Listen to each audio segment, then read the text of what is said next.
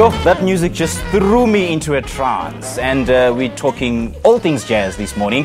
We continue our conversation about South African jazz music with our radio personalities and jazz scholars Shado Twala, Kgomotso Moeketsi, and Brenda Sisane. Welcome back, ladies. Now, KG.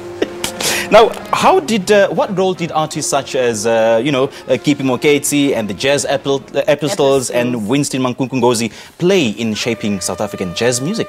You know, I think I go back to what Brenda said earlier, that the evolution, it never stops.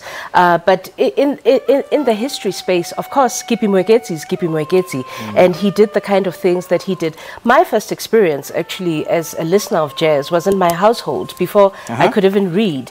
And there was an album of Abdullah and Kipi and those people. I knew the music before I could actually put the words together to see who is who.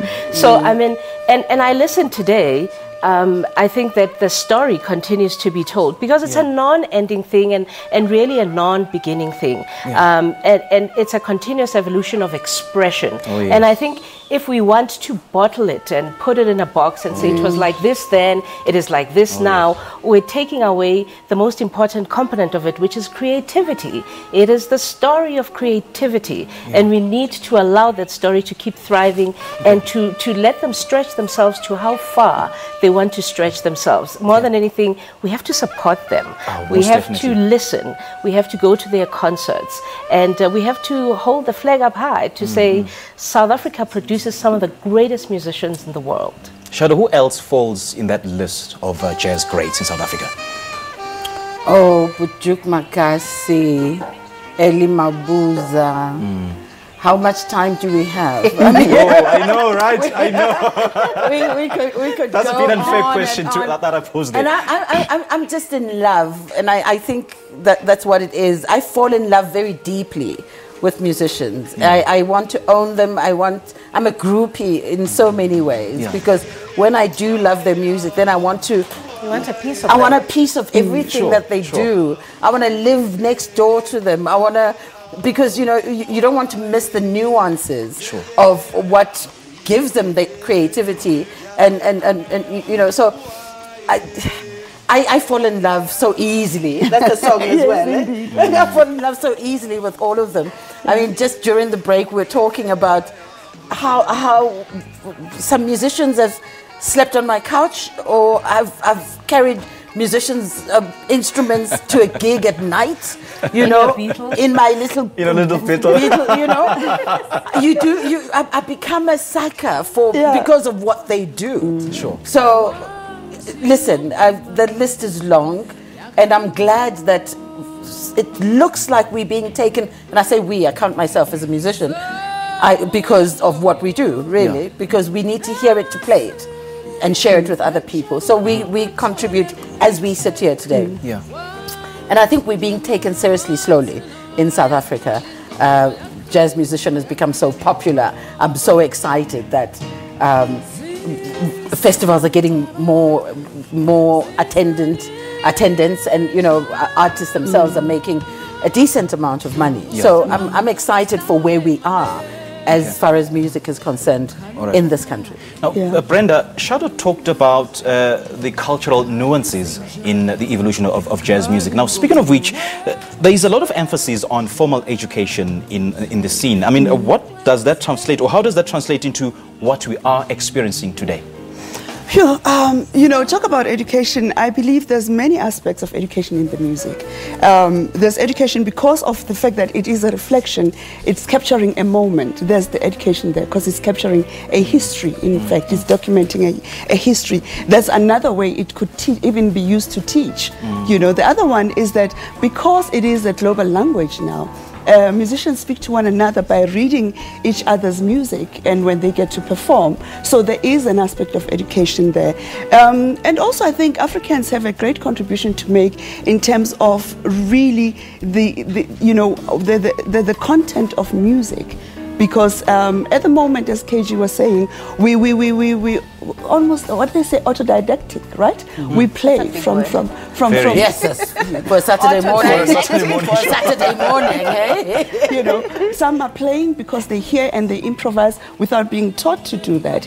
And others are taught to read and write music. So there is, of course, that kind of exchange that is taking place. But essentially, jazz is education in every sense. Absolutely, yes. absolutely. Yes. And speaking of education, a lot of young jazz artists, KG, learn a lot from the older generation of jazz artists. It means that they are doing something right. What is it?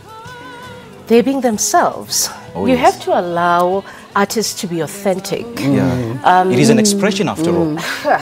I mean, we sit here as consumers, we say, do this, follow this rule book and follow that. You can never stop them from stretching themselves and expressing the deepest part of who we are. Isn't it that what we all live for is really just to express who we are at our core? And artists do that. And they do borrow from the past. I mean, I'm crazy about Thandiswa Mazwai's Belete album. It tells the incredible story of the South African songbook. When she does Masuka and she's got Makatini on piano, I let go of the steering wheel when I'm driving. I think you are such a Makatini fan. That's all you've got in your head right now. No. But I'm not complaining. I don't mind being a Makatini fan, but the evolution and where it comes from and where it goes back. In '96, when I started my radio career at Radio Bob, one of the first things that happened that proved to me that South African music is crazy was an album was handed to me called Trains to Dawu by a guy called Paul Henma. And I listened to it for 4 days and I was like, this is crazy. How can he be so good? And in the same week, I was given my first Moses Mololekwa album. I was humble. I sat in a corner like a kid. Like, what is this? How does this happen? And there's no way, though, you can tell me that there is no influence in Makatini that he gets from Mololekwa. There's no way you can say that to me. So, but you have to allow Makatini to be Makatini. I don't want Makatini to be Mololekwa. Okay, I was going to say that, And what makes jazz so much exciting these days? It's I suppose what births jazz, where it comes from and what it speaks to, because I think there's a story that goes with it, which documents the era and what is uppermost in people's minds. I think there's a sense of freedom these days and finding yourself. As Moses, what was the song? Finding oneself. But there's a finding oneself in a different kind of way today, because there's a sense of, we're not really fighting apartheid anymore, and the world knows who we are, and I can be myself. I don't have to be like anybody else. So that authenticity that you're talking about, I think there's that. You can kick back and not imitate anyone. And this is where the joy is. You speak of Belete because Thandiswa just took those songs and just made them hers and translate them into a different language altogether. And also, I think, to add on to that is the hipness of jazz is back as well. Because, finally, everybody's going back to that old music. The DJs are working with it. So it's in various platforms. People are digging back into archives, and it's just, and they're realizing that, in fact, why have we been left out or left ourselves out? So and speaking of hipness, Brenda, there's an emergence of new genres of music now, but surely that's not enough to overshadow the greatness of jazz music, isn't it? Well, I think jazz is You find wherever somebody has to sing and just belt out what comes from their heart in a song and change it to give it more flair is already jazz. You know, and so I believe you don't need instruments. You find it if you look just for it. Yeah, just belt it out. You know, you find it in many places.